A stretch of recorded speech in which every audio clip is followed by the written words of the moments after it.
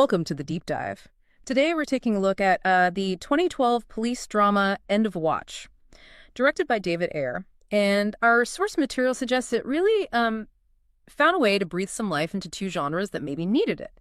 The buddy cop movie and, surprisingly, the found footage film. Yeah, it's an unlikely pairing, isn't it? Usually found footage makes you think of horror, right? Shaky cam, low-budget scares, Blair Witch, Paranormal Activity, that kind of thing. Exactly. But this source argues, pretty convincingly, I think, that applying it to, the world of beat cops wasn't just a surprise. It was genuinely innovative. I have to say, my first thought is, really, after so many just okay horror movies using that single camera gimmick, how do you make that work for a police procedural?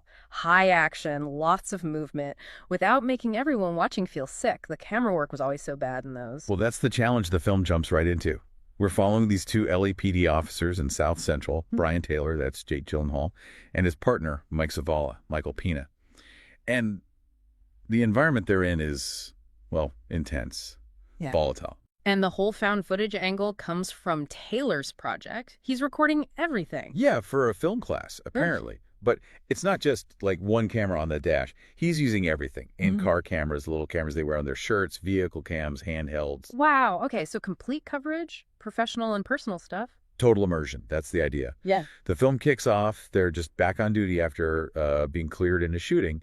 And these cameras, they capture everything. Their work, how they talk to each other, and crucially, how they start attracting attention from criminals because they're good at their jobs. So the recording itself becomes part of the plot engine. Exactly. It's what escalates the threat, gets the local gangs targeting them. Okay.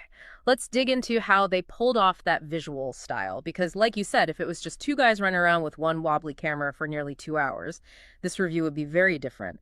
So what was the clever technical bit? The multi-camera setup. That was the game changer. Our source calls it a clever twist. Because instead of just one viewpoint, they made sure pretty much every important scene was covered by at least 4 cameras at the same time. 4 cameras. Okay, so it's less found footage and more like assembled footage, like piecing together surveillance. Precisely. And that shift is really important. You know how in standard found footage, they always have to invent some reason why the person keeps filming even when things get terrifying? Yeah, it often feels pretty forced. Right. But here, because you have multiple angles, you've got the dash cam maybe showing the wider scene, the body cam right in the action, maybe a handheld catching an emotional reaction.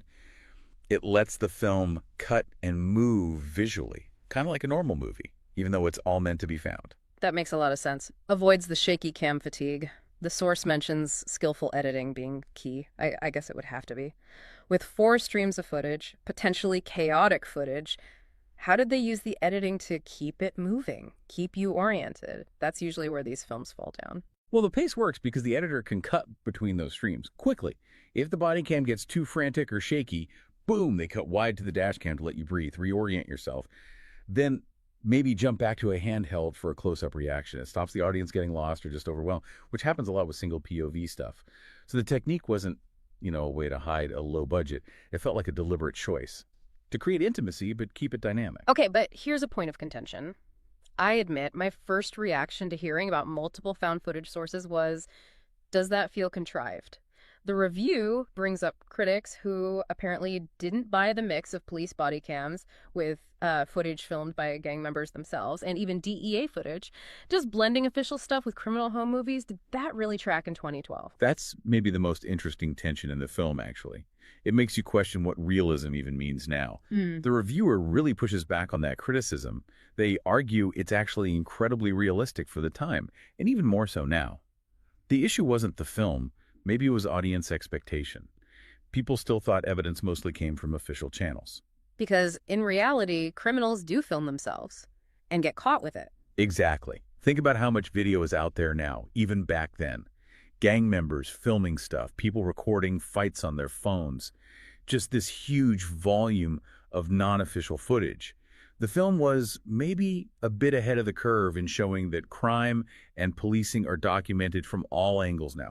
Official, unofficial, everything. It was just showing the modern reality of evidence. The police work involves digging through all that messy mixed source stuff. So the argument is a truly realistic cop movie today has to include these other kinds of footage. Otherwise, you're just showing one side, the official side, and ignoring how crime actually gets recorded and investigated now. That's the idea. It turns the procedural into this sort of immersive look at constant surveillance, where the crucial piece of evidence might just pop up from someone's phone, not a police report. Right. That really reframes the whole found footage thing. Okay, so the cameras solved one set of genre problems. What about the buddy cop side? The source says the dialogue and the relationship between Taylor and Zavala tackle those cliches.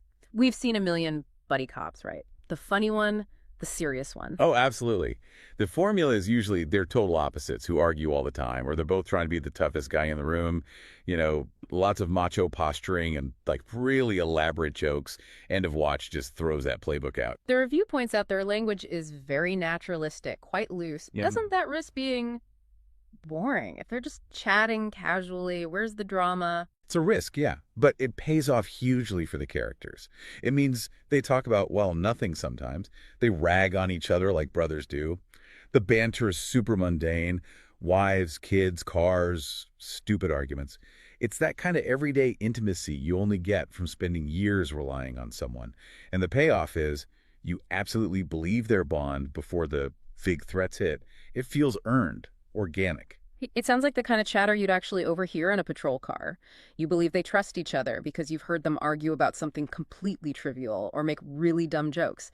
It avoids that clunky, forced exposition or humor you often get. Yeah, it anchors them. They feel like family, not just partners cooked up for a movie plot. Yeah. The quiet moments are what sell their connection. And the other big departure, which I think is really interesting for Hollywood cop movies, their professionalism. Usually there's going to be one partner who's reckless or drinks too much or has that haunted dark side.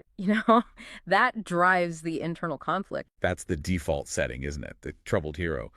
But the review stresses that neither Taylor nor Zavala has some deep, dark secret or brooding issue.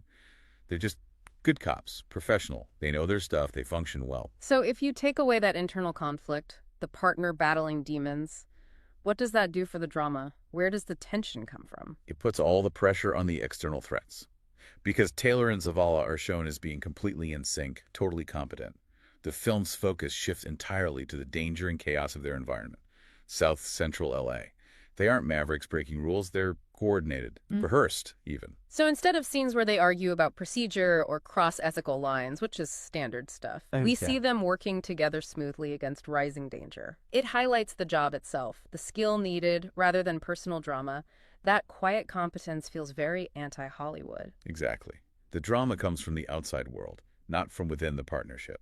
Sticking to protocol, being highly skilled, that's a huge, refreshing change from the idea that only broken cops can be effective heroes. Now, to make that kind of natural trust and smooth teamwork believable, you need amazing chemistry between the actors. The source really praises Gyllenhaal and Pina for the work they put in. Oh, the chemistry is everything. You just can't fake that level of comfort, especially with dialogue that loose. Apparently, they spent a lot of time together, did ride-alongs with real tops.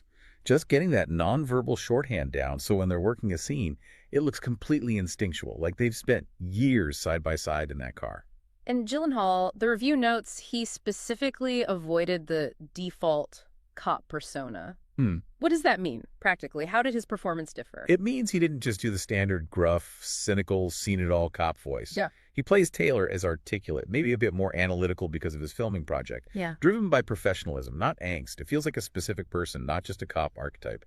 Very grounded in realism and just commitment to the job. Then Pina, crucially, the source says he's a co-lead, not a sidekick. Yeah, and that's important, especially thinking about how often non-white partners in these movies get sidelined or turned into stereotypes. Zavala isn't a cliche. He's got a full life, family, equal standing.